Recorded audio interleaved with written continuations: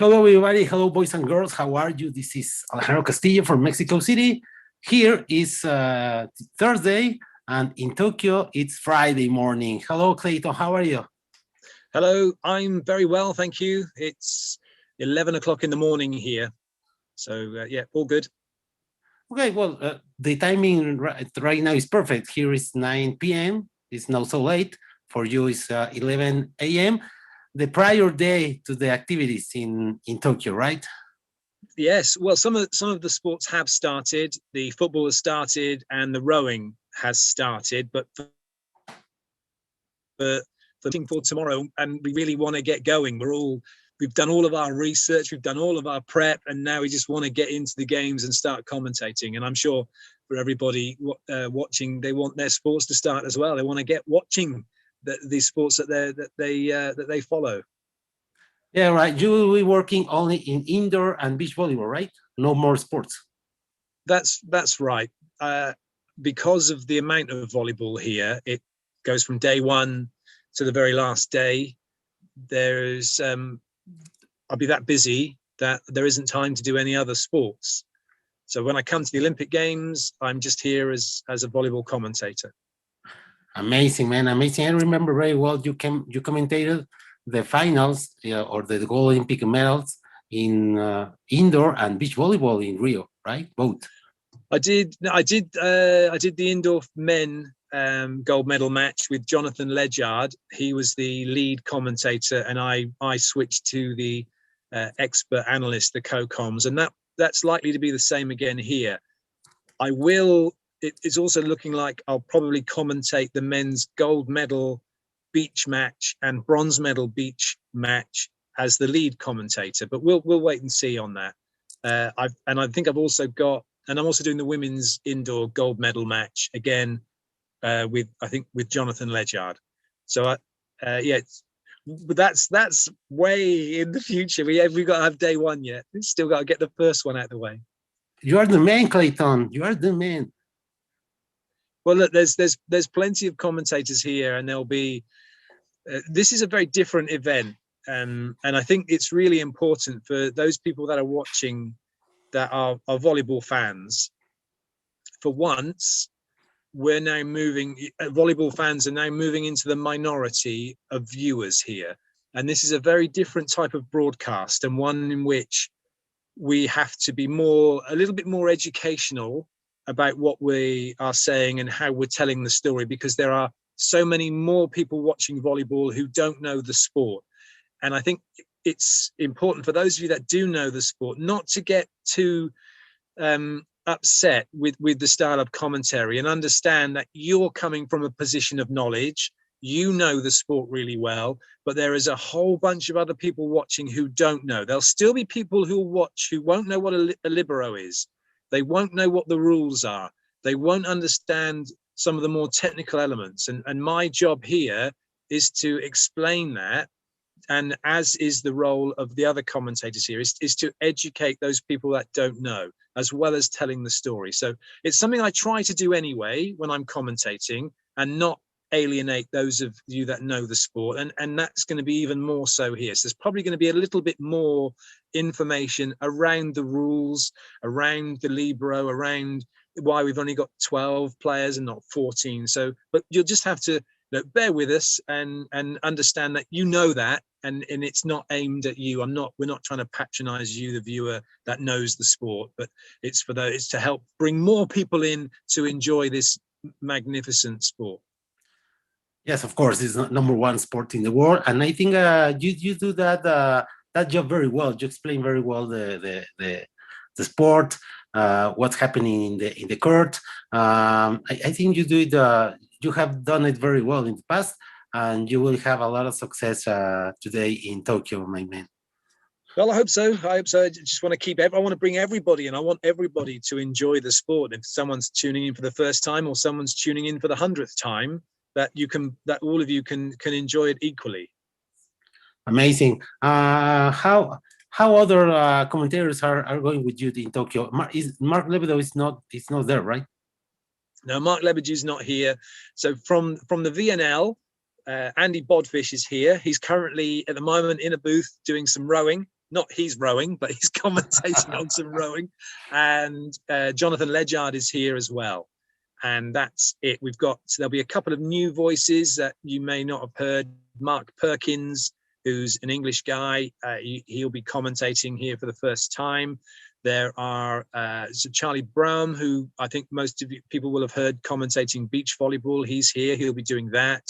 Mr. Lett is here. I think he's doing some beach volleyball, a little bit of indoor volleyball, as well as skateboarding, I think. And there's a guy called John Watson, who's an American guy who's doing some beach volleyball.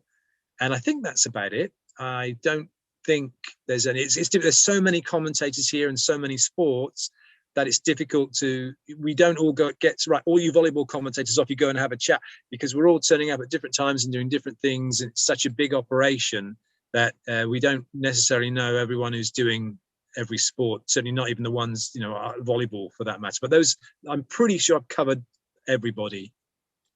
And I know that from USA for NBC Sports, yesterday or on Tuesday traveled Kevin Burnett, Chris Marlowe, Dane Blanton. They are doing the commentating for NBC Sports, right?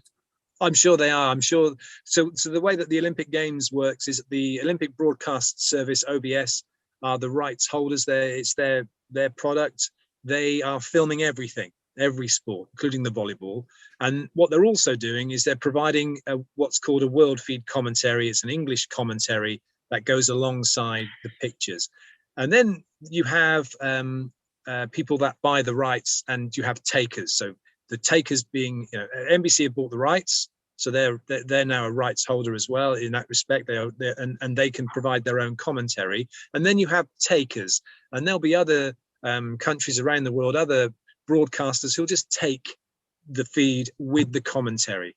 So some places will have bought the rights, some will be. So the different class of what they do, and I guess what they're getting in that respect. So in terms of where I'm going and where, I have no idea. It'll be whoever takes it around the world. I could pop up on your television wherever you might be, and I might not. Well, I hope I desire that I can watch the English feed here in Mexico, but it's not. Here in Mexico, Marca Claro, they are an internet provider. They buy the rights for Rio and now for Tokyo, and they have 4 channels. Let's see.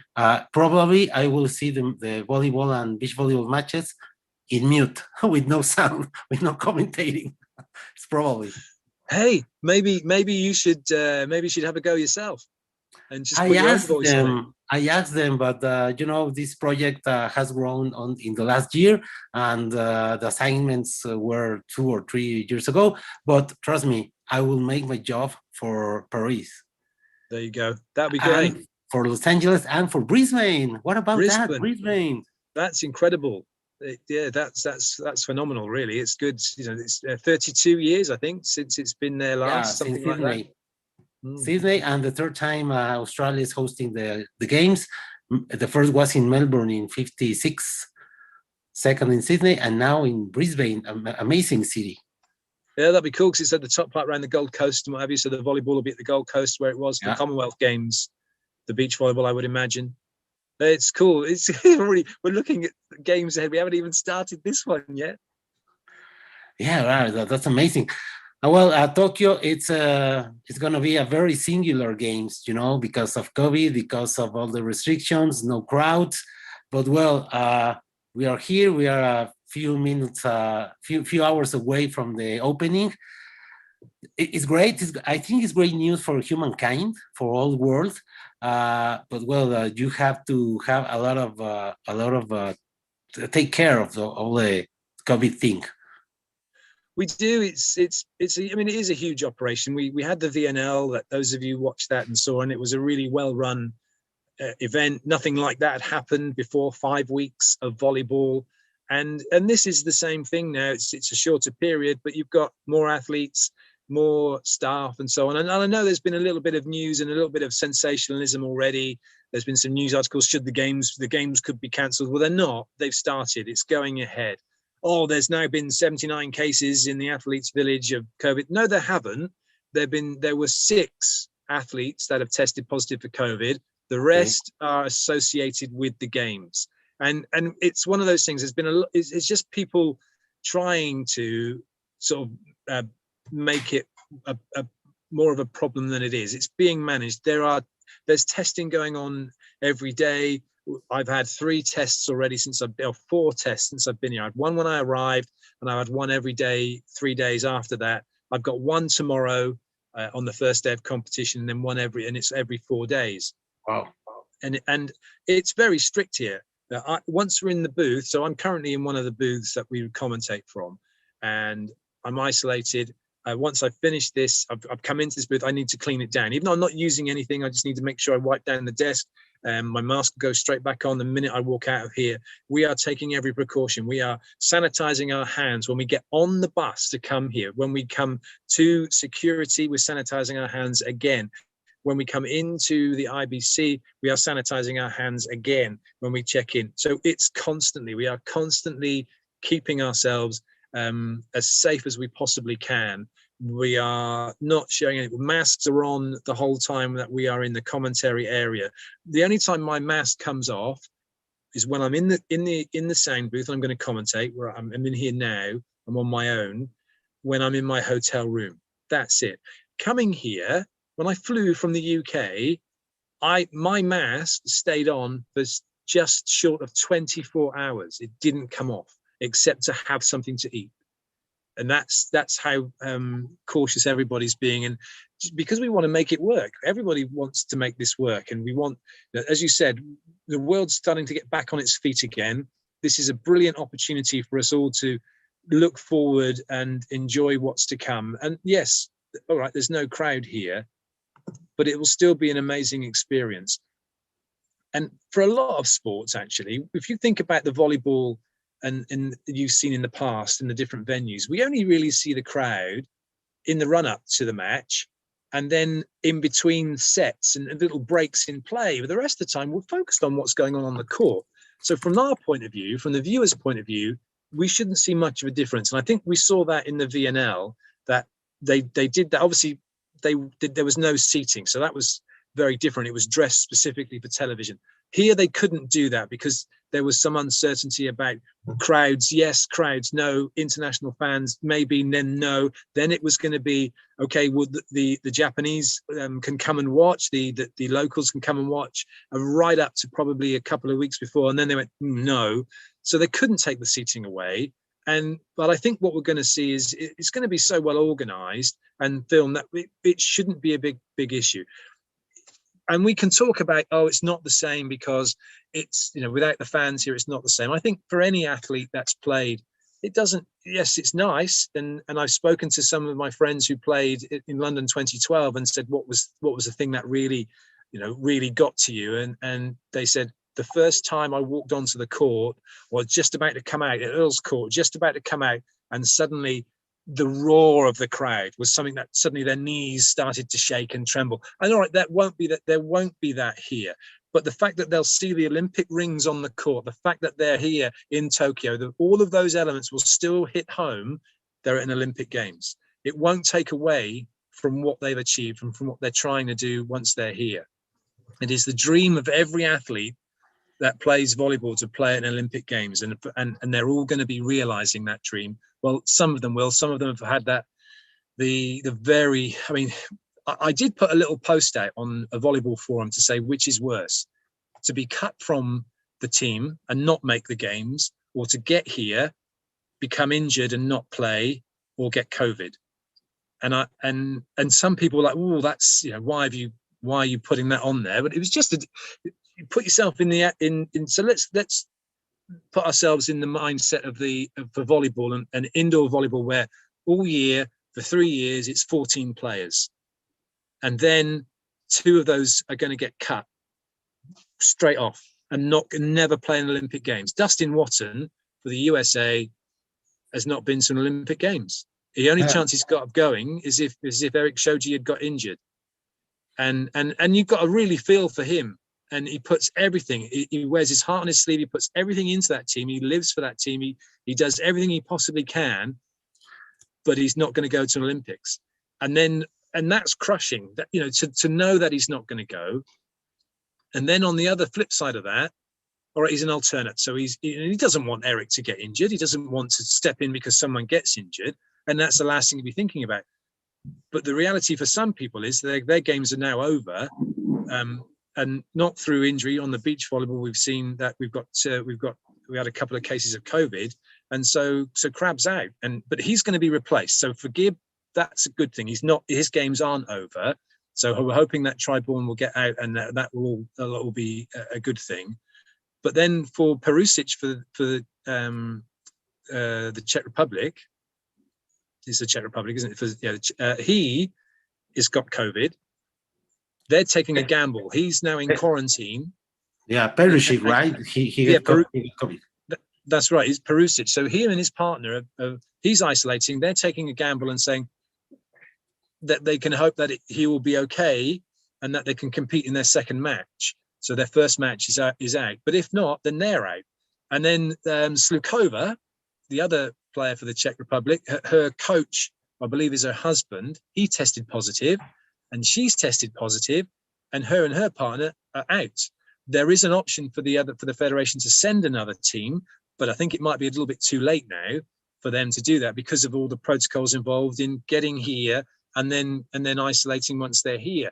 So we have got, I mean, it's a crushing blow to do everything. And that post from Crab was, it was, you had to really feel for him that he's given everything he can to try and realize a dream. And now he's here and he can't through something that with his best intentions, he's done everything he possibly could. And somehow he's ended up with a positive result. And we mustn't underestimate that, that no matter what we do, we take every precaution. And it would have just been maybe even something as simple as touching a door handle that someone else may not have cleaned. And then he's adjusted his mask or something and it's got to him. And because it's around and it is here, but it's disappearing and having our jabs and trying to make it as not an issue as possible. But it's just one moment of not taking that precaution, then it can get you. Wow, yeah, I heard about Crab. Triborn is here. He's already in Tokyo. He's very curious because Triborn is a partner of Trevor Crab. Exactly, yes. And you can see, obviously, they haven't just gone, they've literally said, right, they've got to find someone who they think can compete, who'll work with Jake, and that's the best choice, and that's hopefully it works out for them. Yeah, right. And what else do you know about the Czech Republic? Because Czech Republic are in Pool B with Mexico, so they play the second game on 29th, I think. Yeah, 29th on Thursday, next Thursday. So what do you think it will happen? So they are definitely out. As far as I know, they are, but we'll get something at some point officially. But the word is that they for the men that they are still in, but they're looking to wait and see if their quarantine will and then test negative and they can play. But if any matches in that time they were due to play, then obviously they'll forfeit those. So if they're not back in time for that, then yeah, they'll forfeit it. And what that will mean for the schedules, and this is something that's probably worth knowing, if a team has to forfeit a game, then that time slot is left blank. There won't be any matches brought forward. And the reason for that is because all of these matches are going on television and takers and rights holders are scheduled, or they have to schedule in their matches to fit their other programming during that day. And so that game will go, all the games go when they're supposed to go. They might run a little bit later, but they will never run early. They'll never be brought forward. So if there's no game, there's no game, and the court will be empty, and there will be nothing shown.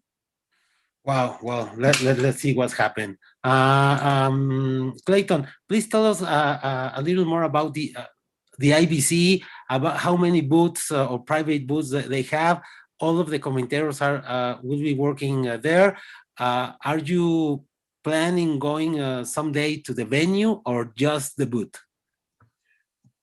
In any other Olympics, I probably would go to the venue. I went to Earl's Court, I went to Horse Guards Parade, I went to the Maracanazinho, and I went to the beach in Rio, and I watched some volleyball when I wasn't commentating. But you know what? As much as I would like to go to the venues here, I think that's an unnecessary risk that I don't want to take, because I want to be commentating throughout the tournament. So I will stay here. I will just be traveling from my hotel to the IBC, and that's it. I'm not gonna, just because it's nice, that's not a sufficient reason for me to go to the venue and to just to get a photo and to say I've seen it. I think I'm not going to do it, and because that's just not fair on anybody else. If I caught something because I'd taken a bus and done something that I didn't need to do, that's really unfair on everybody else and puts a massive strain on the organization here, because there are people that are on standby, which are there to cover in case someone gets ill or someone is late and or gets the wrong times. But to then suddenly say, right, we've lost that person for the 3/4 of the games, and we've got to set their commentary allocation now has to be spread out amongst everyone else. That puts a big strain on, an unnecessary strain on people and organizing it. So no, I won't go to any of the venues. There are 30 commentary booths here. We have a mixture of commentators that will be here for some events, and they will be on site for others. Some of the events are commentated on site. And the volleyball is an event that's always commentated from the IBC, the International Broadcast Centre. And the reason for that is because they don't necessarily go out at the time in which they happened.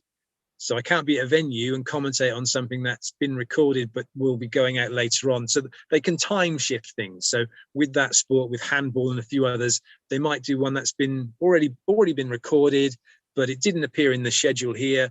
It will appear in the schedule later on that day. And at that time, I would come in and do the commentary as if it's live. And in those situations, I never look at the score. I don't see anything at all. I just take it as if it's live.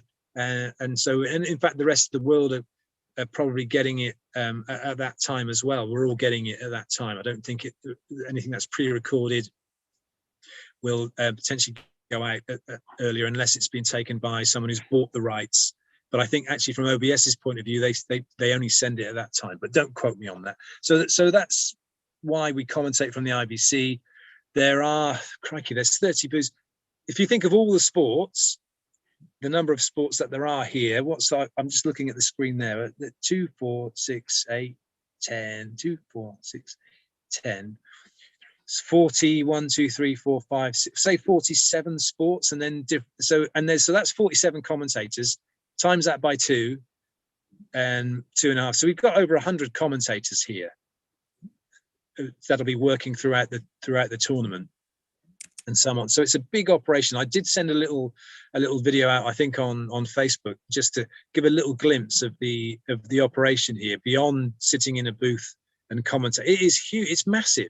I think there must be something like 4 or 5, maybe more, technical support staff to every athlete that appears in Olympic Games. It's a massive undertaking, and that's why we are all being so careful to observe all of the COVID protocols.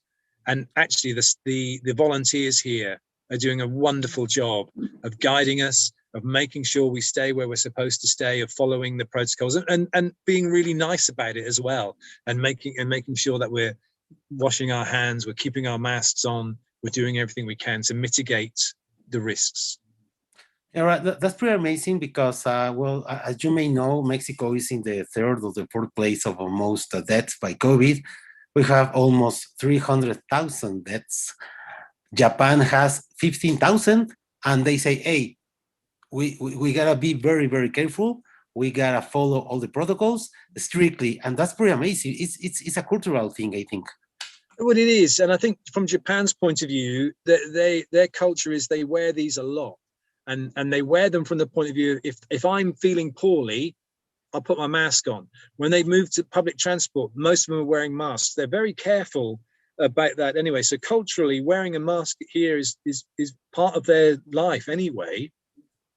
So they talk about it's gone up a little bit in Tokyo. Well, it may well have done, but I don't think that's anything to do with the influx of us coming from outside. To get in they're not allowing anyone in who's not being a part of the games at the moment. It's a state of emergency. It was in Tokyo here, but life still goes on. But we still observe all the protocols, and we are not having, we're not off partying. We're not out just doing what we want, going shopping or doing that. It's very strictly monitored. If we don't have access to, so for example, in our hotel, all we have access to is breakfast in the morning. There's no other food available. So that means we have to order food in using Uber Eats or some other app. That's very difficult for me because I don't eat meat. I'm plant-based, and I made a decision to do that. So don't have dairy, don't eat meat, don't eat fish. Now that's not easy when you're looking at things on Uber Eats. Plus a lot of it's in Japanese. I'm really struggling to find something. And so in that instance, I can go. There's a convenience store, a 7-Eleven, that is 30 seconds away from the hotel. I can walk there. I can have a quick look. I can get something that's plant-based or vegetarian, come back and eat it in my hotel. That's it. I'm not wandering off and going in here, there, or anywhere else. And that's for the first 14 days. And that's for everybody. After that, after the first 14 days, I may be able to go in another shop and we'll be treated like we are the locals. But I just think actually the games will almost be at an end.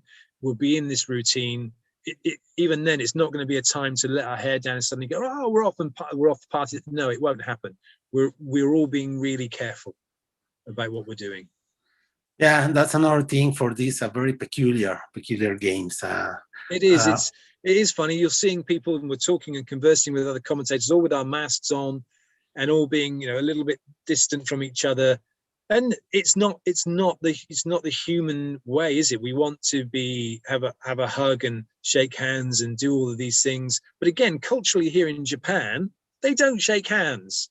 They don't do all of that. It's a bow and a nod and keep their distance. So if anything, this games lends itself well to being here in Tokyo at this time in the way that the world is currently facing this crisis. Yeah, right. Well, Clayton, can you show us a little of the booth, 360 view of the booth? It's very small, I think. Well, this one's quite a big booth because there's two elements to it. But just very quickly, I'll show you. So that's behind me. That's what the commentary position looks like. There is a commentary information system, the blue and red. There is also access to my info on the left. So that one is access to my info. The other one is the commentary information system. That's the commentary box, and then obviously the monitor in which we commentate from. Now, we've all been given our own set of headphones. So they're ours that we have for the game. So we're not sharing, again, to reduce risk. And the commentary information, there's another one here. Yeah. So this system, I think there's touch screen, and you can get everything you need from what's going on as the events come up and so on. So we're getting a live information. We will see how that works. Hopefully I'll get the first sixes and sort of bits and pieces to help me along when it comes to what's going on. But yeah, that's it. You in, you go, away we go. I'll have someone talking to me to cue me in. There'll be a producing me and tell me, right, you're good to go. And then, yeah, that's it. We bring you the action as it unfolds. How many matches are you commentating a day? Because there are 2 matches a day. There's 8 matches a day. Yeah, there's 3 sessions in indoor and 3 sessions on the beach. The beach sessions goes 3-4-3, and the men's volleyball, or the volleyball, I think, goes 3-3. There's 6 games a day, isn't it? So it's 2-2-2.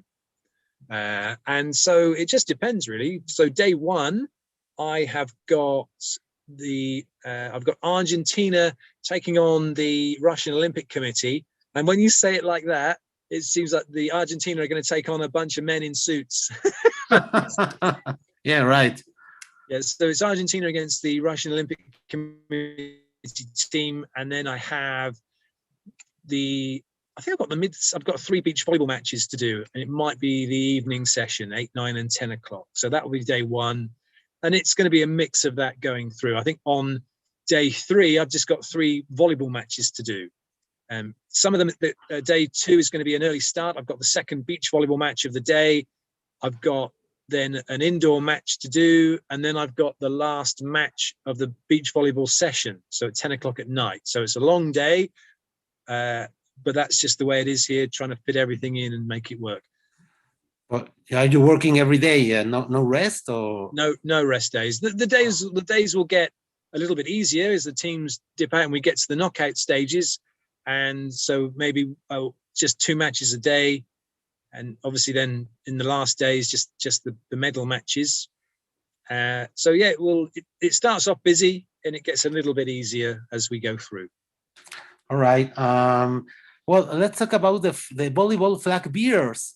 10 flag bearers. Yesterday was announced Laura Ludwig is yes, flag bearer from Germany.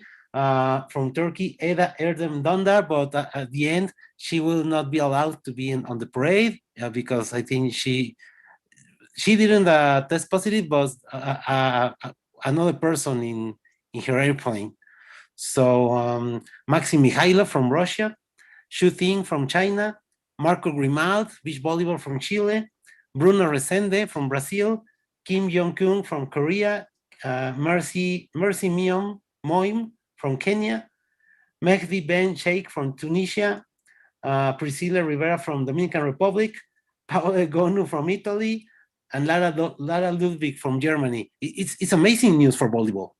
Well, I think in the past we've never had any. In some games we haven't had any flag bearers from volleyball. Now it's nearly all of them. No, it's incredible, and they're incredible athletes, and it's a huge honor for them. Like Mihailov now, I think this might be his 3rd or 4th games. Third, is it?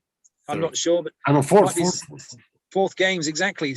No, he's up there with the likes of Tachukin in that respect. And although if he gets a medal here, that would be a huge achievement. But yeah, a highly decorated volleyball player who's earned the right to be a flag bearer. It's a huge honor and a privilege.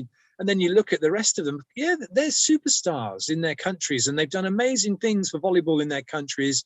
Laura Ludwig taking a gold medal in Rio. Paolo Igonu, who is just a sensational athlete, and quite rightly, why not? It's an Olympic Games. You could pick anybody, but when you look at the players that have been picked from within the volleyball, you wouldn't argue against any single one of them being given that honor. It's incredible. Yeah, well, Lara Ludwig, Olympic champion. Bruno Resende is going for his 4th Olympic Games, 2 silvers, 1 gold in Rio. Marco Grimald in Chile, people is crazy about the Grimald cousins. You think the best paid player in the world? Yeah, I think it's pretty amazing. Priscilla Rivera. She was in Athens 2004, in Rio 2012, and she will retire once the Olympics are ended for Dominican Republic. She will retire. Paola Gonu, only 22 years old, and is a superstar. Yes, she is. Whether or not, we had this discussion before I came out here, looking at her. It's incredible. She is such an incredible athlete. She's going to do a huge amount for the team, and is going to take them very far in this competition. Whether she can take them all the way to a gold medal, remains to be seen. I think they've got a good shout of getting into the semi-finals, but whether or not they can beat either the USA or China or Serbia for that matter, it's going to be interesting. There's such strength in depth in the women's volleyball as to who's going to get that one. Yeah, and Italy is betting a lot in Paola Gonu because they have only one opposite, Paola Gonu. Well, Sorokite can play opposite. I know she's down as an outside, but she can play as an opposite. So if I wouldn't be surprised if she played as an opposite if there is an easy match and Igonu is rested, because she'll need to be used appropriately. I know it's 1 day off, 1 day on, but it's still, you still want to rest your players as much as you can, and that's why you have 12. You want to. It's pointless playing just your 6 for the entire tournament when you don't need to. You want to conserve the players as best you can when you can. Yeah, right. At this time, Clayton, have you had the opportunity to say hello to some of the referees or not? No, No. only on WhatsApp and just via texts and so on. So the sport presentation team, Kelly Reed, who's just a wonderful person. She's in charge of sport presentation. She's got Mark Sherman, who does the beach volleyball announcing for the USA on the ABP. He's doing the announcing in venue for the volleyball. So it's just been a case of, say hi for me and say hello. That's it. Only texts, haven't seen anybody. Well, Ben Abbott from Australia is there. Mushtaq is text from Mushtaq. Mushtaq Mohammed, yeah, my friend. Kelly Reed, of course, Daisuke, Ben Abbott, Helen Lee. He will be in beach volleyball. Jeremy Rouchet travels on Monday, I think, alongside Mark Sherman. So big personalities in a very, very rare games, very different games. It's a strange one. I mean, we touched upon this at the VNL. We've got announcers. The announcers were there to make announcements for the crowd. There's part of this that because it's IOC as well. It's not FIVB. Those announcements are safety announcements that they have to make. They have to announce the team coming out, make the substitutions.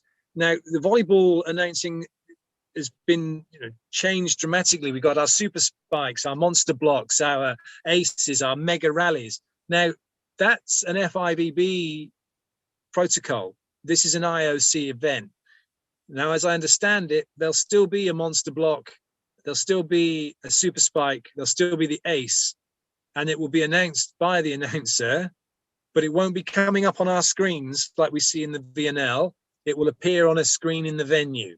Now, whether or not the cameras choose to go to that or not, I don't know how they're going to, whether to do that because it's a standard feed. I should imagine if it appears, might appear, we might see it, we might not. We'll hear it. And again, you're going to have commentators, if it's not us around the world, who may not recognize, because it's not come up monster block, may not even say it. They might just go, oh, that's a good block. What we won't have is the mega rally.